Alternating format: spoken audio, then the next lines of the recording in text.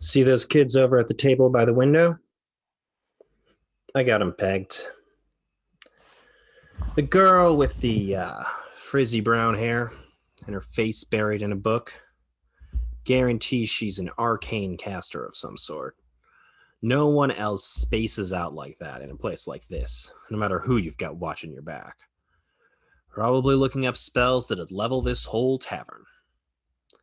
The twitchy little one. The tiefling, with their head in her lap, absolutely a rogue. Look at the way they're twirling that fork on their fingers. That's sleight of hand practice. Plus the cloak. Who else wears a cloak like that?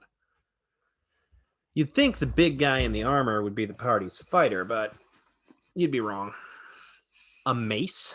You've got proficiency with martial weapons. Why would you pick a mace? Plus, see that woman's face on his shield? That's Sune, goddess of beauty, patron saint of the vain and self-obsessed.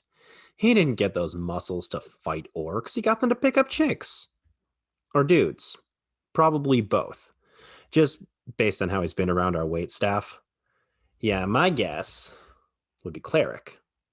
I'd say bard, but what kind of bard wastes a feat on heavy armor proficiency? Anyway, the fighter is the elf woman, trying to get the rest of them to pay attention long enough to hear about the mission. Common misconception that fighters are all big, dumb brutes. Dexterity-based fighters are absolutely a thing. She might not be a fighter. I mean, she's the meat shield, I'll tell you that much. But she's probably one of those fancy prestige classes. Swashbuckler, Spellblade, whatever version of that they have these days. I try to keep up with the trends, connect with my clientele. It's changed a lot since my adventuring days, and I know I had it good compared to my grandpa. When he started raiding dungeons, he told me elf was a class. I don't get it either. You can't train a human to be an elf any more than I can train this flagon of ale into a glass of milk. But these kids, I tell them about how it was when I used to get out there, and they give me the same blank-faced look. It's not just that these kids don't have to worry about their flat-footed armor class or keep track of their zero-level spells. No, all that stuff's nice, but it wasn't the real problem we had when we used to fight dragons or raid the tomb of the Lich King. The real problem we had was respect. We'd go out, kill a bugbear or a truly horrid umber hulk. And what did we get for it? Ridiculed, mocked, despised. We didn't have taverns like this where adventurers could go and swap tales, or if they existed, we didn't know about them. We didn't have spells that let us connect with other adventurers across the realm. And we didn't record our adventures in little pods and then cast them out across the land to get sponsors and fan art. When we killed a dragon, we did it for the thrill, for the challenge, and maybe for the loot. But there was no talk of streaming it. We didn't have any illusions of becoming famous or popular because adventuring was not popular.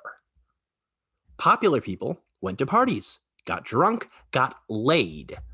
Adventuring was for the unpopular, the weird, the awkward, the ugly, the ones no one would give a second look to.